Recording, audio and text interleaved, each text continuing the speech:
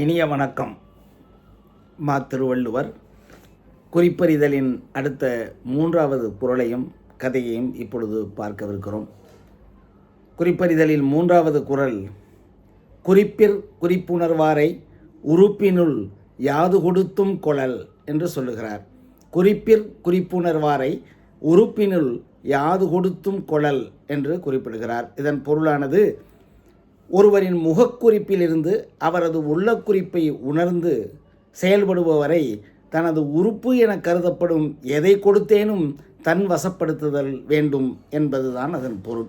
இதன் அடிப்படையில் நாம் 3வது கதையை அமைத்திருக்கிறேன். அந்த கதையின் தலைப்பு தலை சிறந்தவன். இப்போ இந்த கதையில் ஒரு கிரிக்கெட் மேட்ச், ஒரு கிரிக்கெட் விளையாட்டு போட்டியை நான் எடுத்துக்கொண்டிருக்கிறேன் கதையின் களமாக.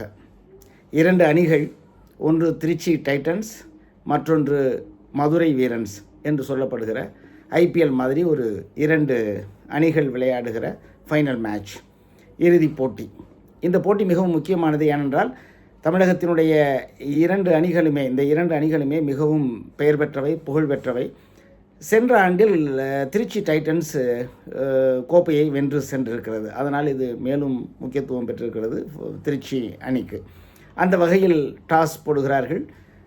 மதுரை அணியினுடைய தலைவர் பாண்டியன் அந்த டாஸை வெற்றி பெற்று முதலில் பேட் செய்வதாக தேர்ந்தெடுக்கிறார்.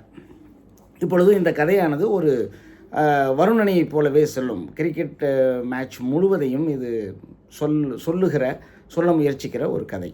அப்படி நடக்கிற பொழுது ஒரு அணியில் என்ன நடக்கிறது, அது எப்படி நமது குரலுக்கு பொருந்துகிறது என்பதை தான் நாம் பார்க்கவிருக்கிறோம்.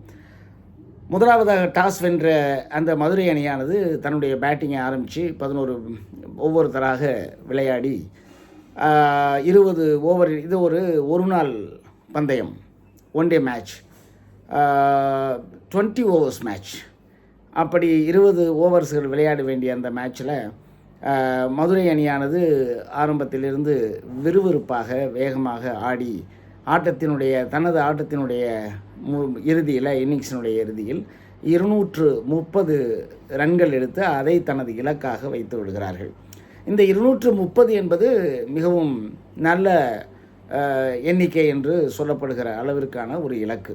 இப்பொழுது இதை சந்தித்து வெற்றி பெறுவதற்காக திருச்சி டைட்டன்ஸ் அணி தயாராக இருக்கிறது. 45 மணித்துளிகள் முடிந்து இப்பொழுது 2ஆம் இன்னிங்ஸ் தொடங்குகிறது.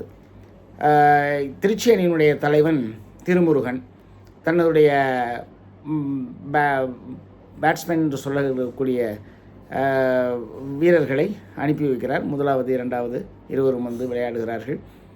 முதல் பந்திலேயே முதல் விக்கெட் சென்று விடுகிறது. இது பெரிய அதிர்ச்சியாக பார்க்கப்படுகிறது பார்வையாளர்கள், அணி வீரர்கள் அனைவருக்குமே. அதன் பிறகு 2ஆம் 3ஆம் விளையாட்டு வீரர்கள் மிகவும் நிதானமாக விளையாடி அணியை இழுத்துச் செல்கிறார்கள் அந்த ஸ்கோரை நோக்கி. அப்படி போய்கிட்டே இருக்கிற பொழுது ஒரு கட்டத்தில் 160 ரன்களை எடுத்து விடுகிறார்கள். 4-5 விக்கெட்டுகள் போயிருக்கிறது. 180 ரன்கள் வருகிற பொழுது ஒரு 51 ரன் இன்னும் எடுக்க வேண்டும்.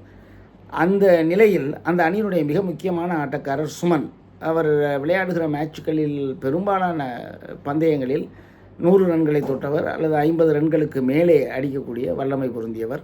அவர் இப்பொழுது களத்தில் இருக்கிறார். 80 ரன்களை தாண்டி நிலையில் விளையாடி கொண்டிருக்கிறார்.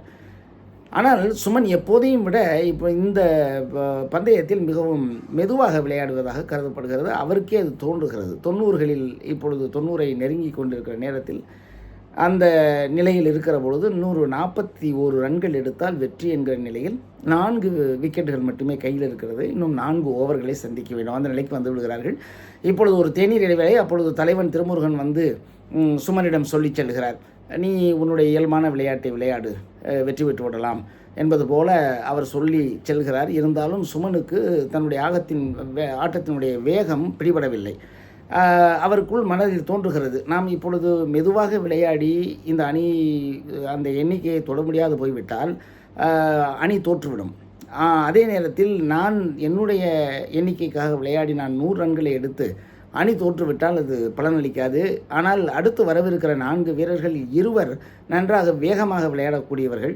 அவர்களுக்கான வாய்ப்பை நாம் தந்து விடுவதே நல்லது என்று முடிவு செய்து அடுத்து ஆடத் தொடங்குகிறார். அந்த 3 ஓவர்கள் வந்திருக்கிற நிலையில் வேகமாக அடிக்கலாம் என்று நினைக்கிற பொழுது முதல் பந்தில் அடிக்க முடியவில்லை. அடுத்த பந்தை விட்டு விடுகிறார். 3வது பந்தை அடிக்க முற்படுகிற பொழுது பவுண்டரி லைனில் இருக்கிற ஒரு ஃபீல்டர் என்று சொல்லப்படுகிற தடுப்பாளர் பந்தை பிடித்து விடுகிறார். இப்பொழுது சுமன் அவுட் ஆகி வெளியே செல்கிறார். அடுத்து 3 பேர் இருக்கிறார்கள். அந்த 3 பேரில் இருந்து 2 வருகிறார்கள். வந்து ஒவ்வொருவராக நடராஜன் என்பவரும் அடுத்து வருகிற வீரரும் வேகமாக அடித்து அந்த இலக்கை தொட்டு விடுகிறார்கள். 2 சிக்ஸர்ஸ், அதை தொடர்ந்து ஒரு 3 பந்துகளுக்கு பிறகு 2 தொடர்ந்த பவுண்டரிகள் என வெற்றி இலக்கை தொட்டு விடுகிறார்கள். இப்பொழுது திருச்சி அணி வெற்றி பெற்று வருகிறது. ஆனால் சுமன் 92 ரன்னோடு அவுட் ஆகி பெவிலியனுக்கு போயிருக்கிறார். இப்போ இந்த வெற்றி கோப்பையை பெறுவதற்காக அணித்தலைவர்கள் அழைக்கப்படுகிற பொழுது திருச்சி டைட்டன்ஸ் அணியினுடைய தலைவர் திருமுருகன் சென்று மேடையில் பேசுகிற பொழுது அந்த கோப்பையை பெறுகிற பொழுது எங்கள் அணியின் வெற்றிக்கு மிக முக்கியமான காரணம் சுமன். அவருடைய திறன் மட்டுமல்ல, அவருடைய மனோபாவமும் அணிக்காக அவர் விளையாடுகிற விளையாட்டும் என்றென்றும் எங்களுக்கு பேருதவியாக இருந்திருக்கிறது. அந்த வகையில் அவருக்கு நான் என் நன்றியை தெரிவித்துக் கொள்கிறேன். மற்றபடி அனைத்து வீரர்களுமே சிறப்பாக விளையாடி இதை நான் வென்றெடுத்திருக்கிறோம் என்று சொல்லி அவர் தன்னுடைய விளையாட்டின் முடிவை அறிவிக்கிறார். இனி நான் வேறு எந்த ஒன்-டே மேட்சில் விளையாடப் போவதில்லை, இத்தோடு நிறைவு செய்து கொள்கிறேன் என்று சொல்லுகிற பொழுது அரங்கமே அதிர்கிறது.